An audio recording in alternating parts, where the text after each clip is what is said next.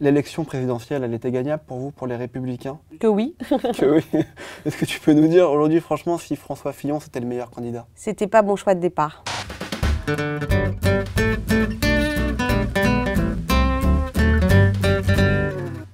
Je peux vous appeler Brigitte? Avec plaisir. Comment vous imaginez votre métier de maire? D'abord, j'appellerais pas ça un métier. Je le conçois comme un engagement total au service des autres et au service d'un territoire. J'ai pris ça comme un grand honneur et je continue à penser que être élu, c'est un engagement total. Comment est-ce qu'elle était Brigitte Kuster à 20 ans? Elle avait envie d'être journaliste. Ah ouais? Si je parle de moi à la troisième personne, ça fait un peu bizarre. J'avais préparé l'école de journaliste de la rue du Louvre et puis lors de mon stage au ministère de l'Environnement, finalement, on m'a proposé de me garder pour rédiger le journal du ministère à l'époque. C'est comme ça que je suis tombée d'abord dans le ministère de l'Environnement et donc dans la cause environnementale très tôt. Mon intérêt pour la politique, c'était en 1974, vous n'étiez pas née. Moi, j'avais 15 ans et c'était Valéry Giscard d'Estaing, à l'époque, qui se présentait à la présidence de la République. Lorsqu'il avait évoqué le droit de vote à 18 ans, je me suis dit, waouh, ça m'a intéressée, ces présidentielles, et j'ai toujours eu un goût pour la politique. On va faire un quiz. Est-ce que vous connaissez votre circonscription? Combien il y a d'habitants dans votre circonscription? Il y en a 27 quelques mille dans le 16 et 40 et quelques mille dans le 17. C'est une circonscription à cheval sur 2 arrondissements. Oui, en fait, cette particularité, c'est que Paris a perdu 3 circonscriptions lors du dernier découpage. 2 circonscriptions ont été réunies. Vous habitez votre circonscription? Oui, j'habite dans le 17e depuis plus de 30 ans. 37 ans, c'est-à-dire 37 ans de mariage. Quel est le député ou la députée sortante de votre circonscription? C'est Bernard Debré. Qui ne se représente pas? Qui ne se représente pas et avec qui, j'allais dire, je pars avec son total soutien. Et je pars investi donc par les Républicains. Quelle est la première loi que vous souhaiteriez à titre personnel voter si vous êtes élu? À l'heure actuelle, il est question de la modernisation de la vie publique et de la vie politique. Ça me paraît en effet une priorité après tout ce que nous avons vécu. J'ai même l'intention, si c'est possible, d'y apporter ma contribution. J'ai des propositions puisque c'est une thématique sur laquelle j'ai travaillé avec quelques personnes. On va faire le que oui, que non. Vous répondez que oui, que non. Est-ce que vous êtes pour le retour du service militaire? Ça dépend duquel. Que non par rapport à la proposition Macron. Est-ce que vous êtes pour comptabiliser le vote blanc? Que oui. Ça veut dire quelque chose, surtout avec les dernières présidentielles. C'est capital. Est-ce que vous auriez aimé être première femme présidente de l'Association des maires de France? Que oui. Il est sympa, Jean-François Copé. Que oui. Pourquoi il n'est pas beaucoup apprécié par les Français? Parce qu'ils ne le connaissent pas. Bien souvent, les politiques, de gauche comme de droite, on a des images d'eux qui ne sont pas les bonnes. Et c'est quelqu'un de particulièrement engagé, Jean-François, et c'est quelqu'un de fidèle. Vous êtes pour le non-cumul des mandats? Que non. Je pense qu'être maire et parlementaire, c'est complémentaire. Vous n'êtes pas un mauvais parlementaire parce que vous êtes également maire. Est-ce que elle est sympa, Anne Hidalgo? Que peut-être. J'emploierai pas obligatoirement ce terme-là. Je respecte énormément son parcours, mais je ne suis pas d'accord avec sa politique. Est-ce qu'elle est sympa, NKM? Oui.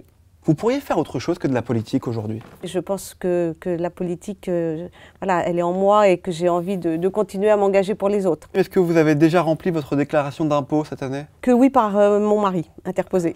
Oh, vous avez de la chance. Est-ce que vous avez revu François Fillon depuis le premier tour de l'élection? Non, que non. Est-ce que vous pensez que les Républicains ont encore un avenir? Que oui. Ça va être dur. Que oui. Et que non aussi. Question de volonté de chacun. Les difficultés, elles viennent de ceux qui sont partis des Républicains. Est-ce que vous êtes pour autoriser le vote à 16 ans? Que oui. Je pense qu'ils sont aptes, en effet, oui. Si on a la majorité pénale qui est à 16 ans, il y a une logique à ce que la majorité civile soit à 16 ans. Peut-être que ça peut commencer aussi par un sens civique qui doit être développé. La manière dont ils reçoivent en ce moment les informations, la vie politique est souvent tellement caricaturée. Une dernière question, est-ce que vous avez déjà fumé un joint? Il y a très très longtemps que oui. Pour la légalisation? Que non. On a été voir les gens dans la rue, Madame Kuster, pour leur parler un peu de l'Assemblée nationale, pour leur demander s'ils savaient ce que c'était un amendement. Je vous propose de regarder leur réponse. Qu'est-ce que c'est qu'un amendement? Je pourrais pas vous répondre.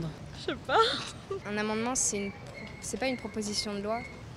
Aucune idée. C'est pas avant qu'elle soit mise en compte, il faut un temps d'amendement. Je n'ai pas d'éclairage précis à vous dire.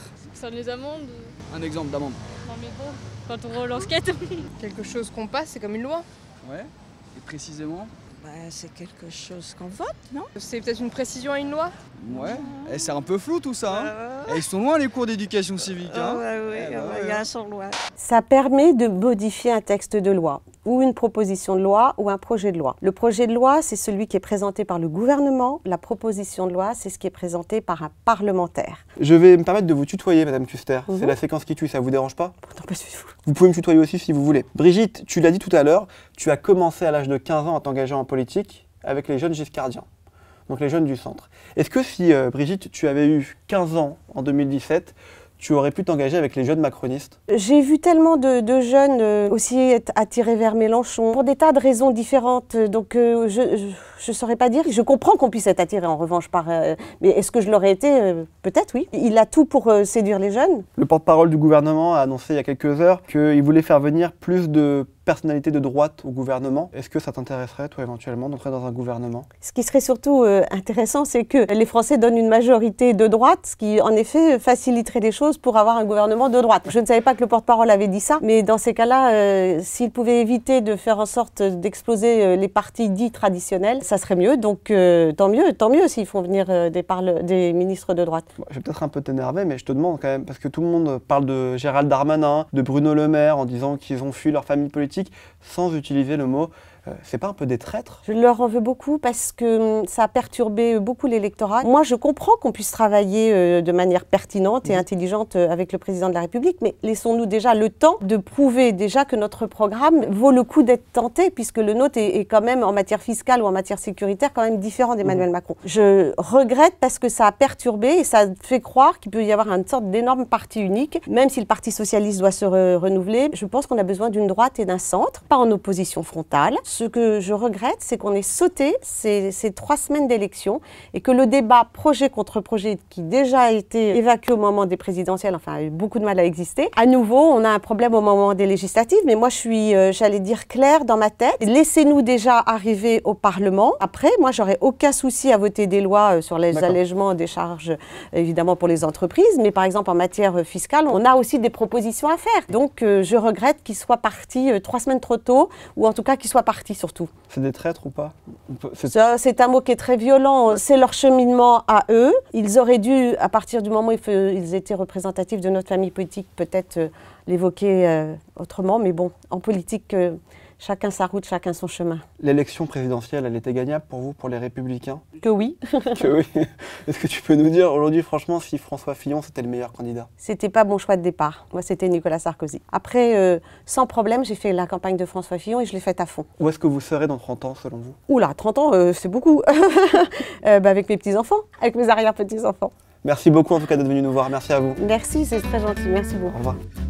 Yo, on espère que t'as kiffé cette interview avec Brigitte Kuster, qui n'est pas la sœur de Francis Huster. Pardon pour ce jeu de mots, c'est Alex qui me l'a dicté. Abonne-toi à la chaîne Indécis. À bientôt.